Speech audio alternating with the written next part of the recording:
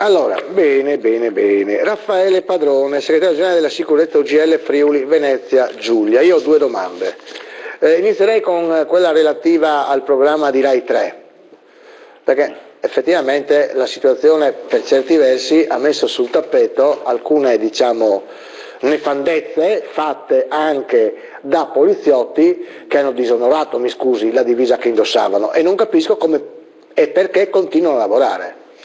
Beh, quello che continua a lavorare non è vero. L'ho letto sui quotidiani. No, i quotidiani poi si lasciano scrivere e quindi io le assicuro che le persone che da noi si comportano male vengono messe un attimo in stand-by, così vogliamo chiamare. C'è la sospensione del servizio che fa parte del nostro regolamento. Purtroppo si esagera, perché tante volte diciamo perché neanche la sberla data all'ubriaco ci è concessa ultimamente, e quindi però sui gravi fatti le posso assicurare, le mele marce ci sono dappertutto e vengono messe immediatamente in disparte, proprio perché fanno parte della polizia.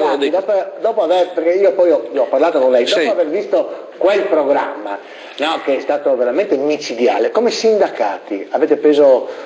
Sì, purtroppo, vede, questa è una trasmissione che anch'io come cittadino, anche lei come cittadino, paga perché è una televisione di Stato. A me dà fastidio un po' questa situazione, questo dice il sindacalista, cioè che venga ripresa questa tipologia e fatta vedere questa tipologia di trasmissione.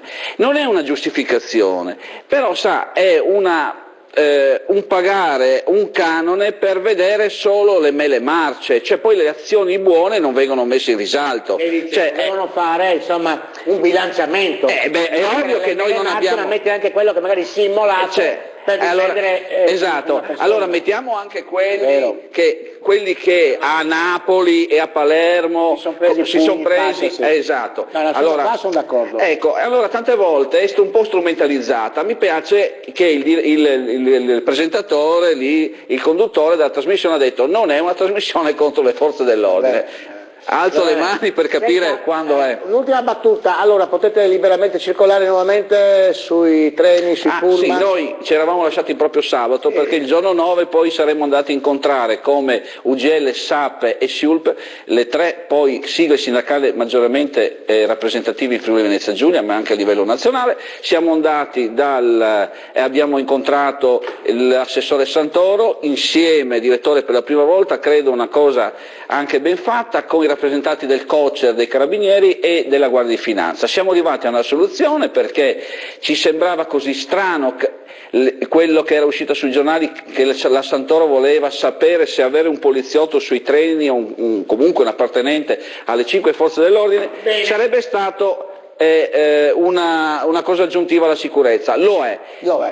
Purtroppo questo è importante, non è un viaggiare gratis, perché abbiamo l'obbligatorietà di intervenire, questo volevo specificarlo. Grazie. Grazie, segretario GL, grazie sicurezza. Dammi la domanda.